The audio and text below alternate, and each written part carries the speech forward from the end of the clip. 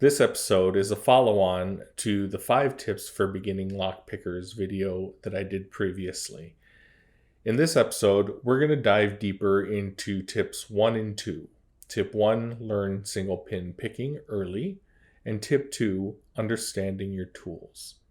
If you haven't watched the overview of the 5 beginner tips, follow the link in the description and then come back to this one.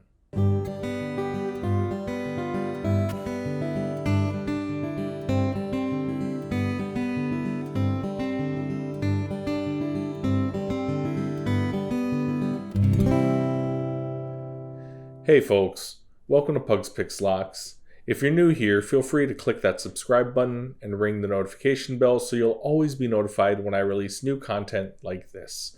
And if you like the video, go ahead and give it a thumbs up, click that like button, and leave a comment or a question down below.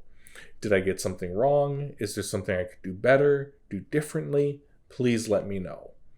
I want to learn from all of you to continue to grow my knowledge and skill set and provide you with better and better content. Let's start with the shout out of the week. This week's shout out goes to Picking Principles. The channel has been around for a little over a year and already has 144 videos. What I find really cool about the channel is that you can watch the progression of his skills improving throughout his videos.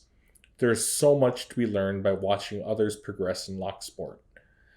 As of filming this, Picking Principles has 876 subscribers. It would be so cool to get him over 1,000. So use the link in the description to hop over and give him a sub. Okay, let's dive into this week's video. I decided to combine tips 1 and 2 into a single video because they're directly related to each other. Tip 1, of course, was to learn how to single pin pick early on in your Locksport journey. As I said in the overview, there's a time and a place for alternate attacks like raking, zipping, bypassing, combing, bumping, etc. There are even very real-world applications for working locksmiths to use these methods. And while many of these techniques do help you to develop your tensioning technique, they only do so to a point. And they teach you very little about what's actually happening inside the lock. More importantly, it teaches you almost nothing about what things feel like inside of the lock as they are happening, as you are manipulating pins. So if you want to progress to more challenging locks, you will run into locks that you cannot open with alternate attacks, and single pin picking will be your only non-destructive option. Developing the basic skills early will pay huge dividends when you get to this point. So learn how locks work. Look at diagrams, look at cutaway locks, look at acrylic locks. Don't practice on acrylic locks. Acrylic locks are only good for teaching you what is happening inside of the lock. They are no good to practice on because they feel so different from metal-bodied locks. You'll get used to feeling things that aren't happening inside of a real lock. So acrylic locks I consider learning locks, not practice locks, if that makes sense. But anyways, use all of these tools at your disposal. The internet is at your disposal. And then, after you understand how a lock works, learn through practice how it feels when the lock is being manipulated, when you are manipulating the lock. So the most important aspects of single pin picking are learning to gauge your pick depth, learning to gauge how deep your pick is inside of a lock, what pin you are actually touching, what pin you're manipulating. When I go to this lock, only has 4 pins, so it's actually really easy. This is master lock number 5. I don't know if you can see that. Master lock number 5. Very basic lock. 4 pins, all standard pins. So this becomes easy to tell, like pin 4, pin 3, 2, 1. And you can hear them click as the pick glides over them. And I actually highly recommend that. Get a pick with a distinct point or diamond rake or diamond pick, half diamond rather. And just press all the pins down with the shaft of the pick, and then just glide the pick out. And feel, start getting a feel for how deep those pins sit. Start trying to predict when you're going to hear the click of the pick sliding off of whatever pin is being depressed, so that you can start knowing right away when you're inside the lock, okay, I'm on pin 4, now I'm on pin 3, now I'm on pin 2, now I'm on pin 1, without having to hear those clicks. Get used to gauging pick depth. Get used to understanding pin states. For instance, know the difference between, if I go to the back of, let's go bottom of the keyway here. Go to the back of the lock. I'm at the very back of the lock. Gonna get to pin 4 here. Okay, that's set. The pin 3 is set. Now I'm using my ears, but I'm also getting used to how that pin feels. For instance, when I tap that pin, it's not the same as a binding pin. It has a, and there's our open on pin 1. It's not the same as a binding pin. When you tap a binding pin, it feels thicker, duller than when you tap a set pin. If you are picking with the pins, the Bible and the pins facing upwards, you can, after you set a pin, it's hard for me to do. This is an awkward angle for me.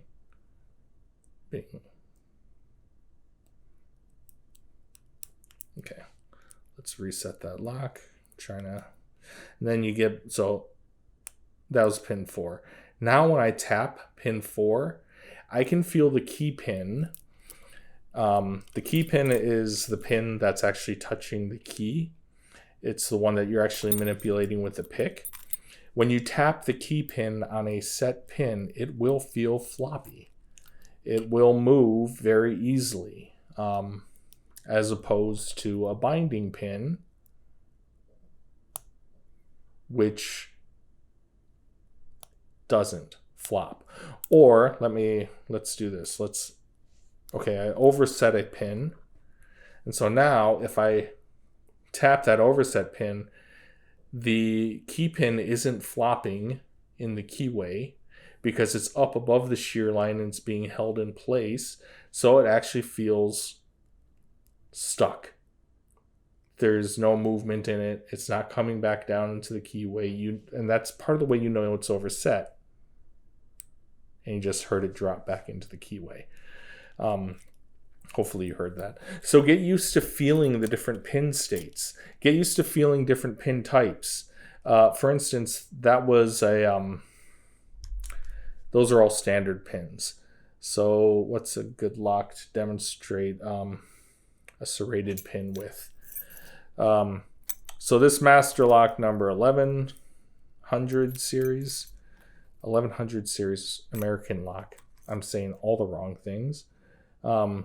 Let's see.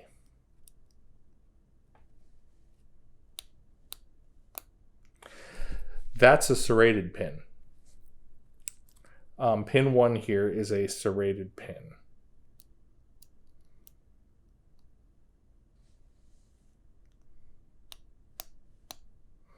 It's binding. I'm getting a click and it still feels like a binding pin. And so I give it another click and it still feels like it's binding. So I give it another click and now it feels set.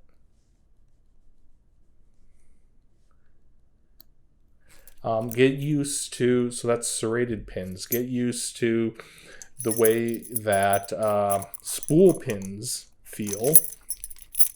Spool pins also have a distinctive feel to them. And the thing you're going to feel most with spool pins is counter rotation.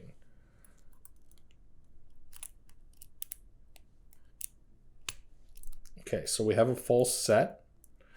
And then if I watch the tension wrench, you see how when I manipulate pin 5, it's forcing the tension wrench to go the opposite direction of the pressure that I'm putting on it. That's a spool pin. So get used to how spool pins feel. And as you go up in difficulty, you're going to get used to things like tapered pins, what a tapered pin feels like, or a barrel spool, or gin spool, or a Christmas tree, or whatever. But the 3 pin types you're going to encounter first are, well, the 4 pin types you're going to encounter first are your standard pins, your serrated pins, your spool pins. Did I say 4 or 3? That was 3. Those are the 3 pin types you're going to encounter early on. And so getting a feel for what they feel like and how they work. And again, look at diagrams. I have videos that show serrated and spool pins on, and I show diagrams in the videos of how they're working and why they're working that way. You saw the counter rotation with our Abus Titalium here. It's an ADTI 50, and you saw that counter rotation, how much counter rotation I got off of that spool pin. So learn the way that the pins feel. Learn what's happening inside of the lock, and then learn how to feel what's happening inside of the lock. And honestly, the best way to develop these skills is to pick easy locks, the same locks, over and over again, and gradually increase the difficulty of the locks that you tackle. Just like any skill set, practice is the key, and practicing the fundamentals on easy beginner locks is a pathway to success. For instance, starting with this master lock number 5, this is a very good place to start. These are great locks to just get the feel for your tensioning, get the feel for the pin states, and it's 4 standard pins. Just these tiny little 4-pin keys, 4 standard pins. And then you might step up to a lock that has spool pins in it, like this Abus Titalium. It's a great next step. From there, you might go on to, and it's a 6-pin key. It's a 6-pin lock. You have some great bitting here, to some highs and lows to start to deal with, and reaching around other pins to get to pins behind them.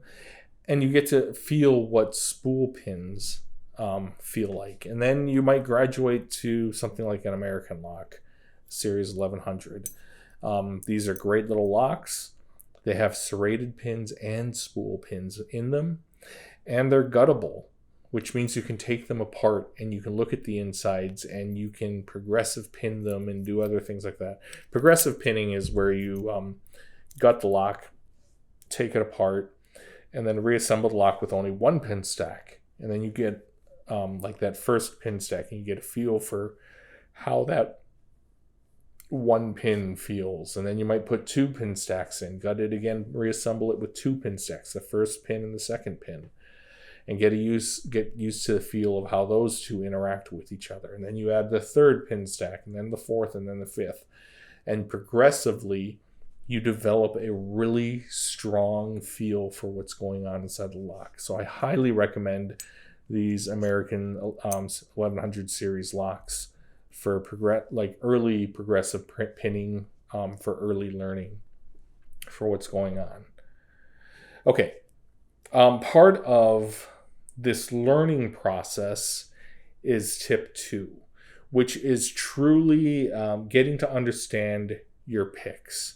I'll talk about tensioning in the next video or in subsequent videos. But the getting to know your picks, getting to know your tools, really starting to understand them is a key component. I talked about pick depth, and And one of the best ways to start learning pick depth is let's grab the keys off of here. Let's have a little fun. Let's zip this lock. Now I say that, and of course, I might be setting myself up for massive failure on camera, right? So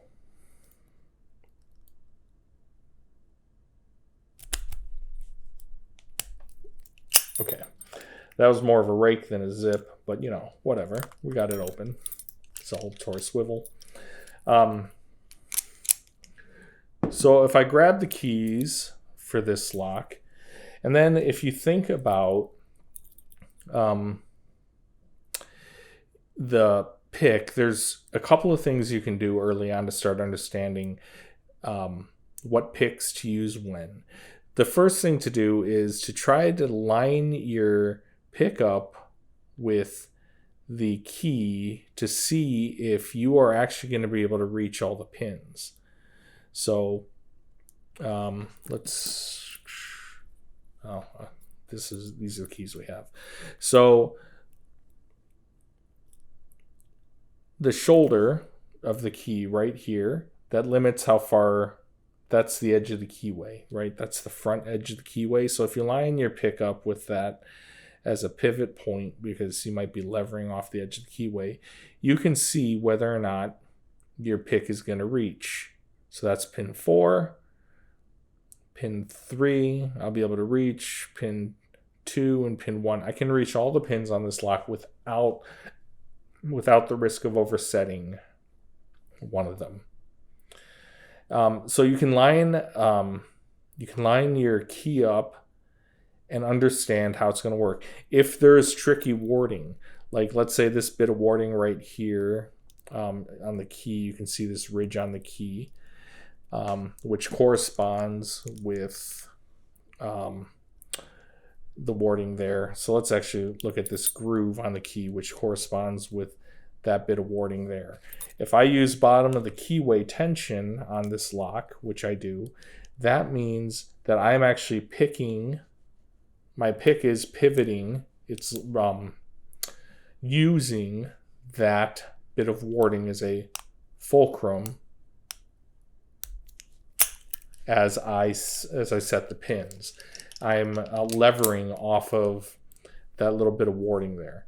So if I'm going to do that key measurement, pick measurement, can I reach all the pins? I might put my thumb in that groove so that I can truly understand, since that's where I'll be levering off of, put my thumbnail in that groove so that I can see whether or not I'll be able to reach all of the pins. This is more important with keys that have more significant high-low bidding, because now we're definitely going to have to reach up and around some of the pins. Like we have a relatively, so put my thumb in the way, relatively low, relatively high lift here, a very high lift here that we have to reach around pin 1 to get to pin 2, and then pin 3, that's almost a zero lift, right? Then we have to reach past pin 3 to get to pin 4, and I can just get there with this pick. And then we have to reach around pin 3 to get to pin 5, and then we get to pin 6. And so I can see by putting my thumb in the groove representing the piece of warding that I'm going to be levering the pick off of, that I can actually reach all of the pins without oversetting any of the pins in front of it. So this is a great way to start understanding pin height and lift height. Fairly high lift, very high lift, very low lift. That's almost a zero lift. Very high lift to 4, high lift to 5, very low lift to 6. So starting to understand how that pick is going to work, as opposed to, let's say I would try to tackle it with this pick, which I would never do, but let's say I wanted to. This is a standard short hook from or a standard hook from SouthOrd. So I would do the same exercise. There's pin 1. I can reach around pin 1 to get to pin 2. There's pin 3. Can I reach around pin... No, I cannot reach pin 4 without oversetting pin 3. So getting to understand your tools, and if you look at these two picks side by side, if I lay one on top of the other, it looks like they're fairly comparable in terms of height. It's just that the little bit of extra length and the narrowness of the tip is what's allowing me to get around other pins using the Pagoda hook rather than a standard hook. And this profile is something like a Peterson gem or other popular standard type of picks. I actually love this pick. I use it on the majority of the 1100 series locks, which is another thing to understand is the gauge, the thickness of the steel that your picks are made out of. This is a heavier gauge pick.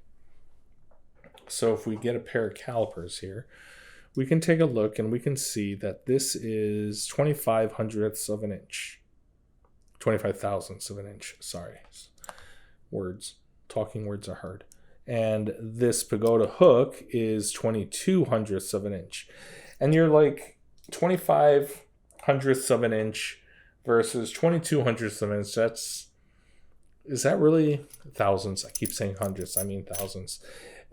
Are thousandths of an inch really going to make that big a difference?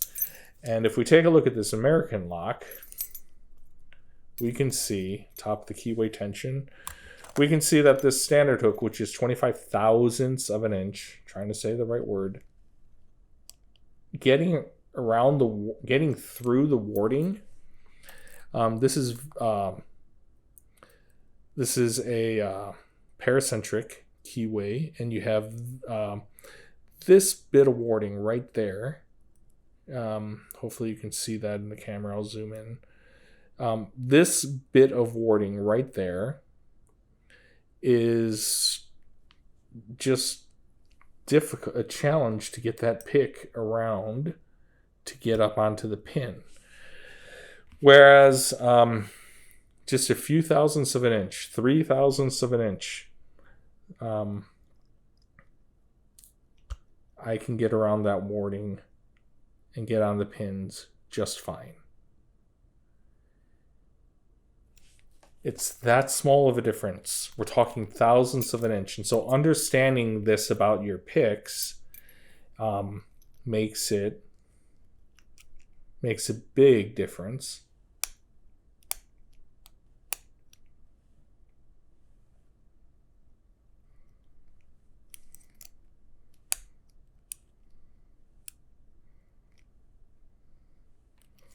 I overset something in there.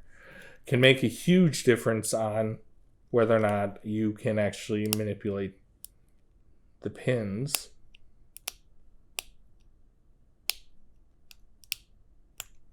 Okay, deep fall set. So let's play hunt the spool. Let's go to the back of the lock.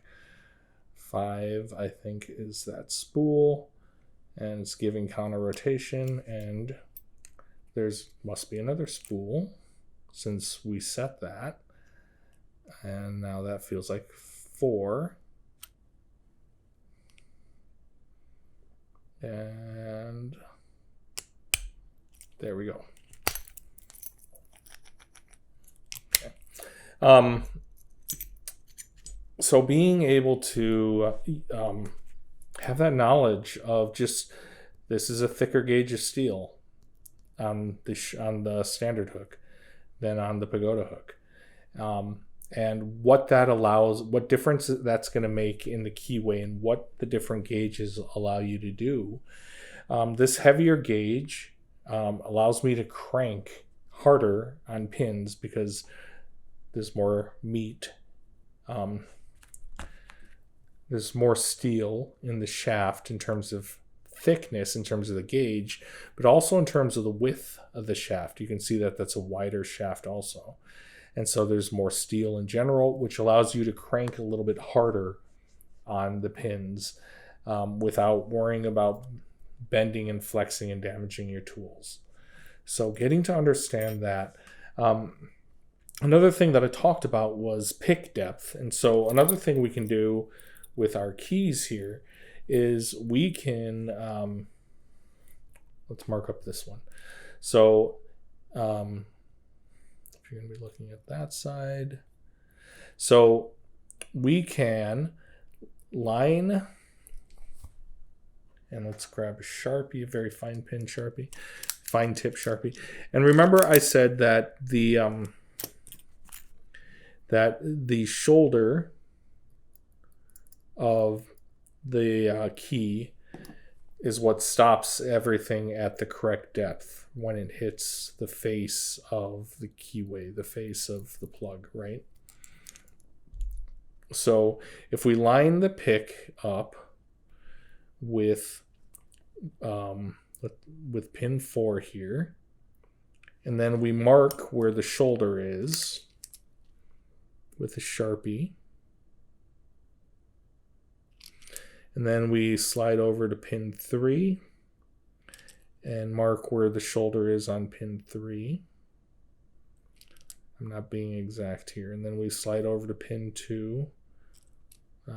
This isn't going to be the best, but you know, mark where the shoulder is, and then pin 1 and mark where the shoulder is. So now we have kind of a gauge on our pick so that we can actually see how deep we are. And I'm going to have to, then I marked the wrong side of the pick, so I'm going to try to do this this way so you can see. So you can see that right now I'm on pin 1, right? And then I go to right there. Now I'm on pin 2. Hopefully you're able to see that. And then if I go a little deeper, now I'm on pin 3. And if I go a little deeper still, now I'm on pin 4, right?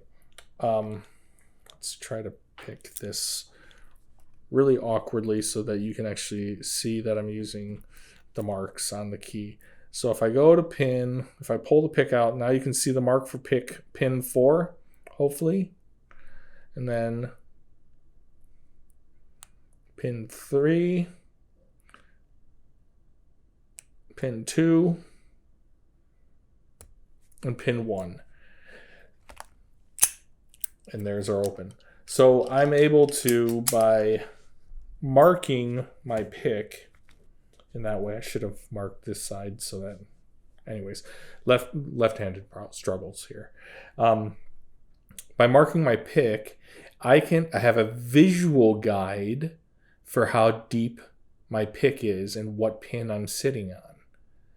And then as I get better and better and better at feeling that, you know, close your eyes, as I get better at feeling that depth, I can remove the marks, because these marks are only going to hold true for master lock number 5 or any other lock that has the same core. I think the number 3 has the same core in it. And so it's only going to work for locks that have the exact same spacing, the exact same number of pins. But you can use a little mineral oil to just wipe the marks off of your pick and mark it for whatever lock you're currently working on. I could mark it for, well, I wouldn't mark that one because we already established that that's the wrong gauge. But I might mark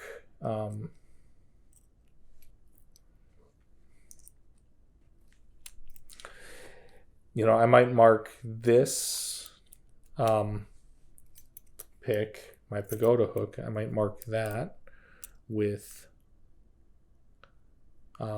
this key so that I can start understanding pin depth, pick depth in these 1100 series American locks. So being able to just start to really understand your tools, what they're good for, when are you going to need a higher reach, like when I'm really going to need, if I have a 7-pin lock and that last pin is a super high reach and there's a low lift or a zero lift right in front of it gatekeeping it. Am I going to need a pick this steep to get around it? So understanding when you're going to use and why you're going to use certain picks, and start putting all those decision-making processes together in terms of pick gauge, pin lift height, how high you're going to have to lift the pins, pick depth, getting to understand your tools as you are starting to get to understand the different pin states and the different types of pins you're going to encounter is going to make a huge difference for you. So tips 1 and 2, like I said, they kind of go together. So the key to single pin picking, learning single pin picking and understanding your tools both, the key is feel. Learn what things feel like. And then practice on a lock you know well. I know all the locks that I showed you. I know them like the back of my hand. I have picked them over and over and over again. Well, except for this American lock. I just got it today. But pick them over and over and over and over again so that you can really understand what's going on. Once you've identified, okay, there's in this lock, there's a spool in 2, 4, and 5. Pins 6, 3, and 1 are not spools. I believe they're standard pins. They don't feel like serrated pins at all. And now that I know that, I can use this lock specifically to practice spools, right? This lock, I know that pin 1 is serrated. I know that pins 4 and 5 are spools. I also know that 2 and 3 are also serrated. So 1, 2, and 3 are serrated, 4 and 5 are spools. And so now I can use this lock to practice my feel for serrated pins and for spool pins. This lock, of course, all standard pins, so I can practice standard pins and I can practice pin states. Is it set? Is it overset? Is it underset? Is it binding? Is it loose and floppy? So practice on locks, really figure out what's going on inside of them so that you can truly develop that feel.